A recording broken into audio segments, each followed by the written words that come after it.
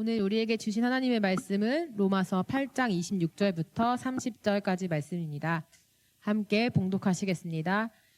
이와 같이 성령도 우리의 연약함을 도우시나니 우리는 마땅히 기도할 바를 알지 못하나 오직 성령이 말할 수 없는 탄식으로 우리를 위하여 친히 간구하시느니라.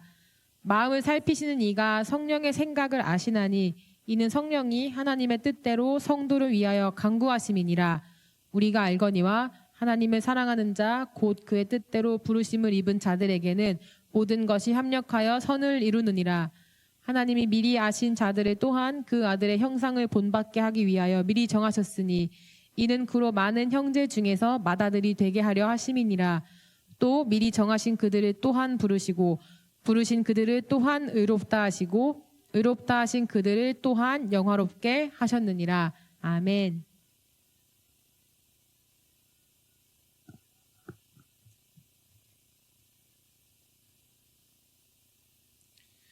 오늘은 로마서 말씀으로 여러분과 함께 은혜 나누고자 합니다.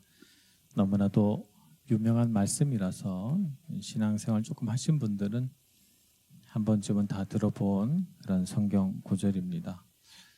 이와 같이 성령도 우리의 연약함을 도우시나니 라고 말씀하시면서 말할 수 없는 탄식으로 우리를 위하여 친히 간구하시느니라고 했으니까 성령 하나님은 우리의 중보자가 되신다. 우리는 잘 몰라요. 우리는 잘 모르는데 성령 하나님이 우리의 중보자가 되신다는 거예요. 그 성령 하나님의 마음을 알려면 어떻게 접근해야 되는가 하면 앞에 피조물의 탄식이 나오거든요. 22절에 보면 이렇게 말씀합니다. 피조물이 다 이제까지 함께 탄식하며 함께 고통을 겪고 있는 것을 우리가 아느니라고 했어요. 여기서 함께는 사람과 함께. 사람도 탄식해요. 사람도 탄식하는데 이 사람과 함께 피조물도 탄식하는 거예요. 함께 탄식하고 함께 고통을 겪는데요. 왜 탄식하고 고통을 겪죠? 사람이 죄를 지어서. 사람이 죄를 지으니까 그 죄의 영향력이 이 땅에도 미쳐서 이 땅이 전에는 내지 않던 엉겅퀴나 이런 것들을 내게 되고 사람이 사람을 죽여 피가 땅에 흐르니까 이 땅에 피가 스며든 땅이 절규하고 외쳐서 그래서 이 땅이 고통스럽고 곤고한 땅이 된다는 거예요. 그래서 창세기 3장, 4장을 이어가면서 사람의 죄로 인해서 고통받는 땅과 피조물들이 등장합니다. 그래서 피조물은 탄식해요. 탄식하면서 뭘 바라냐 하면 하나님의 자녀들이 오기를 기다려요. 하나님의 자녀들이 와서 이 땅을 회복시키기를. 그래서 그들로 인하여서 땅이 묶여있는 그 죄의 사슬에서 풀려나기를 바라고 소망한다는 거죠. 그래서 앞에 보면 8장 21절에 그 바라는 것은 피조물도 썩어짐의 종노릇한 데서 해방되어 하나님의 자녀들의 영광의 자유에 이르는 것이니라. 하나님의 자녀들의 영광의 자유에 이르는 것을 바라고 산대요. 피조물이 그래서 그때까지는 어떻게 해요? 탄식하며 고통스러워하며 산다는 거예요. 사람도 탄식해요. 사람의 탄식은 23절에 등장합니다.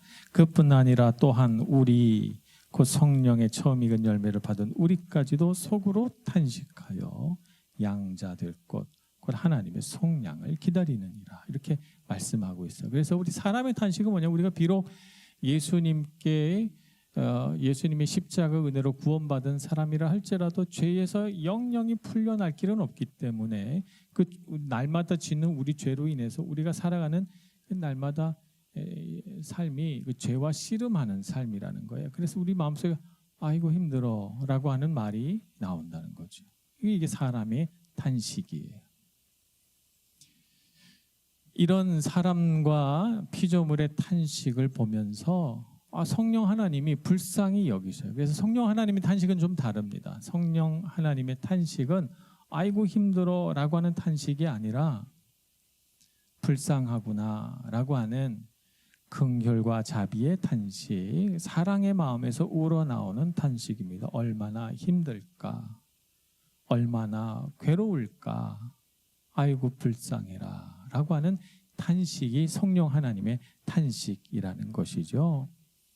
그래서 성령 하나님이 우리를 위하여 대신 말할 수 없는 탄식으로 기도한다는 것은 우리의 고통과 괴로움에 공감하시고, 그래서 우리가 얼마나 힘든지를 아셔서 그래서 하나님께 탄식하며 부르짖어 기도하신다는 거예요. 그러니까 우리가 힘든 만큼 성령 하나님은 더 간절하게 하나님께 기도하겠죠.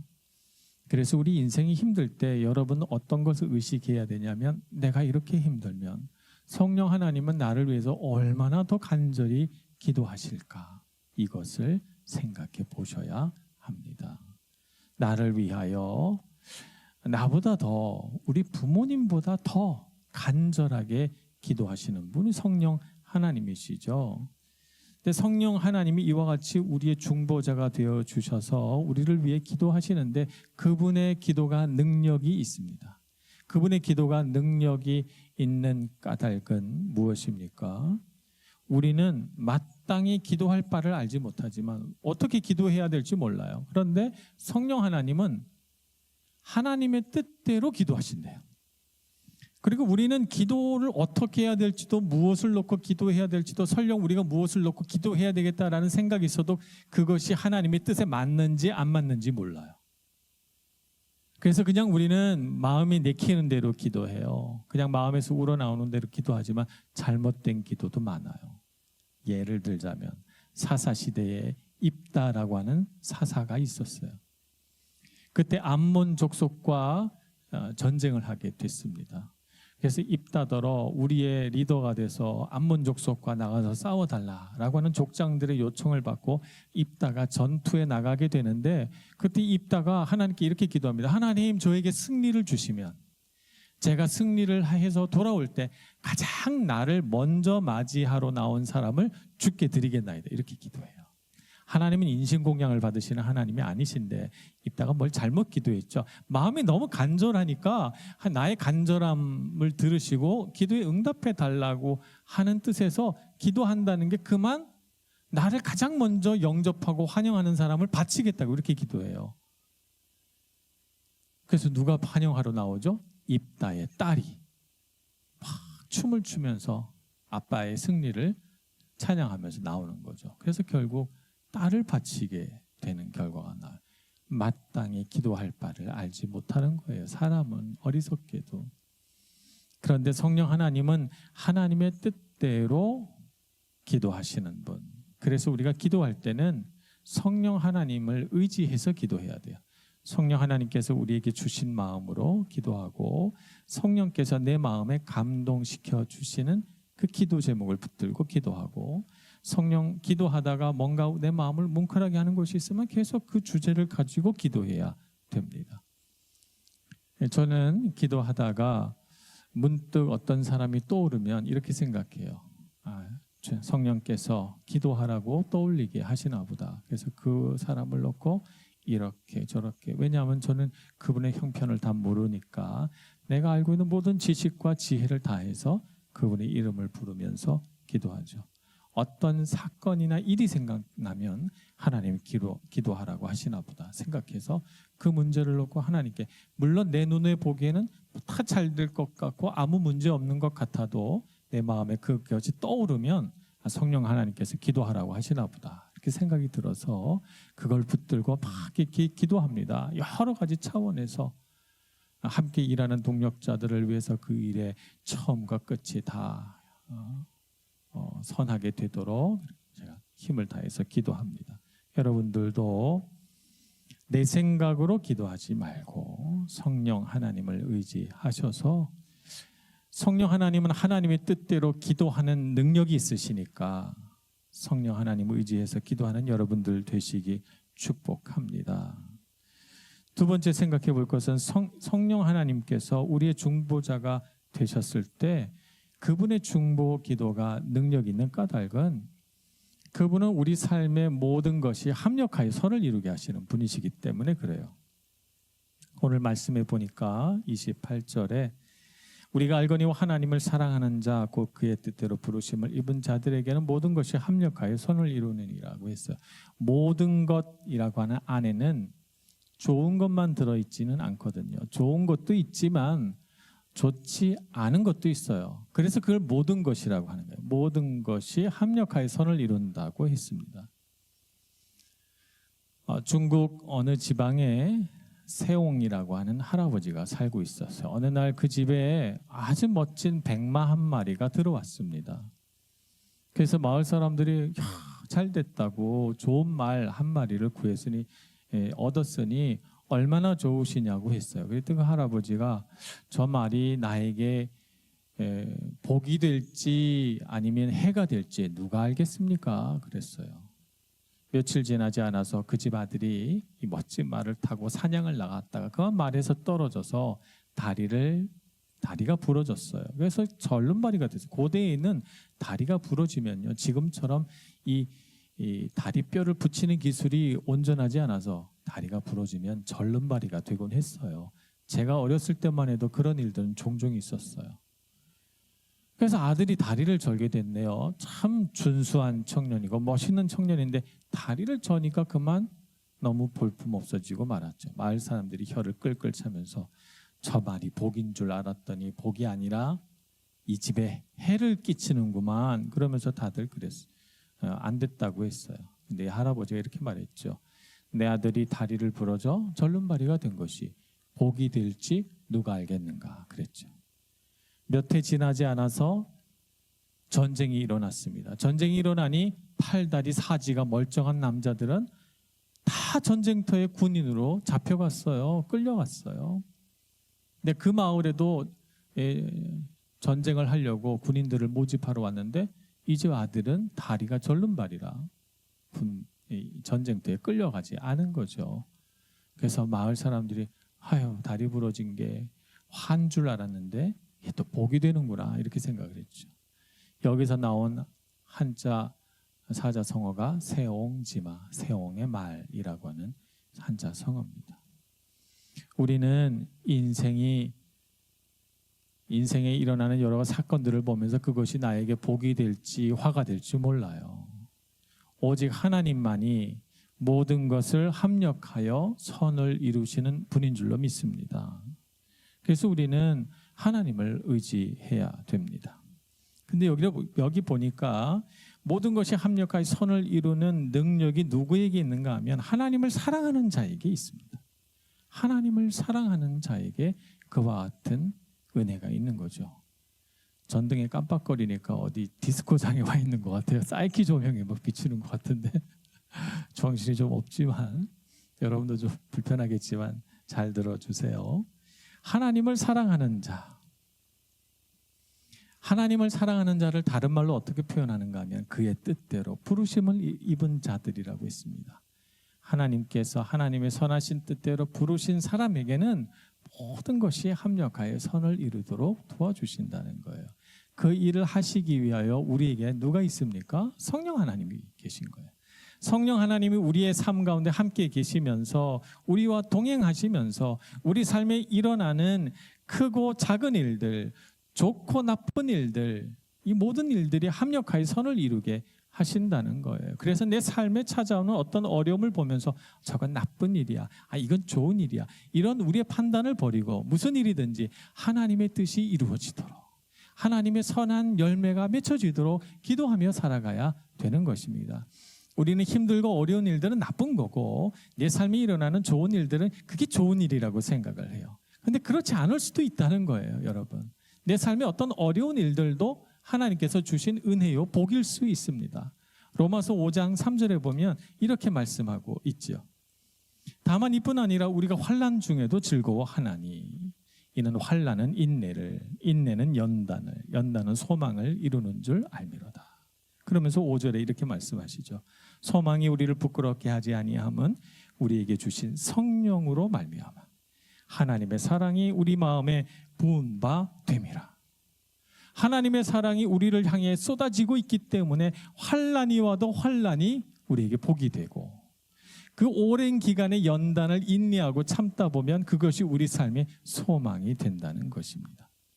그러니 여러분, 어떤 이 어려운 일들이 생겼을 때 빨리 이 어려운 일에서 벗어나야지, 이렇게 생각하면 안 돼요. 말하자면 우리 삶의 어려움을 직면하지 않고 회피하면서 살아가면 우리 인생은 끊임없이 도망 다니는 인생이 됩니다. 물론 피해야 될 것도 있어요. 아주 위험한 일, 아주 위험한 사람, 이런 사람 피해야 되겠죠. 모든 일을 다 무조건 견뎌라, 이런 말은 아니지만, 그러나 하나님께서 주신 연단의 삶이 있다는 것을 우리가 알아야 되겠습니다. 그래서 할 수 있는 대로 우리에게 주어진 일들을 잘 견디고 싸워내고 그리고 참고 살아가다 보면 하나님께서 우리에게 주신 이 어려운 일들도 복이 되더라는 것입니다. 그러니 여러분, 주님 안에서 잘 연단되고 훈련되어 하나님이 주신 모든 복을 다 누리시는 여러분들 되시길 축복합니다. 그런데 하나님께서 이렇게 복 주시는 사람은 어떤 사람인가? 그의 뜻대로 부르심을 입은 자들이라고 했어요. 하나님이 부르신 자들입니다. 하나님이 부르신 자들은 오늘 말씀해 보니까 하나님 미리 아신 자들이라 그러고 또 미리 정하셨다 그랬습니다. 저는 고등학교 3학년 때 야간 자유, 이태리는 없는데 한국에는 야간 자율학습이라는 게 있어요. 야간 자율학습이 밤 11시에 끝났습니다. 그럼 그때 자전거를 타고 집에 돌아가는 거예요. 어느 날 밤 11시에 학교가 산꼭대기에 있었는데 자전거를 타고 쭉 내려오다가 십자가가 이렇게 불 켜져 있는 교회가 보였어요. 그래서 저는 하나님께 너무 기도하고 싶은 마음이 생기는 거예요. 그때 제가 마음이 너무 어려웠거든요.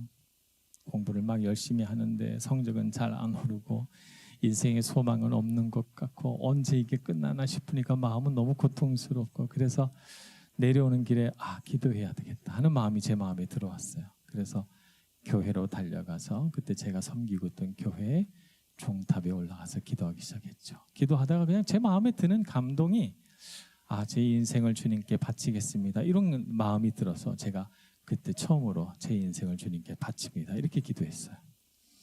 물론 그 기도를 수년간 잊어버리고 제 살고 싶은 대로 살았지만 나중에 하나님께서 저를 붙드셔서 신학을 하게 했을 때 그날 그 종탑에서 모기에 물리면서 기도했던 그 순간이 생각나더라고요.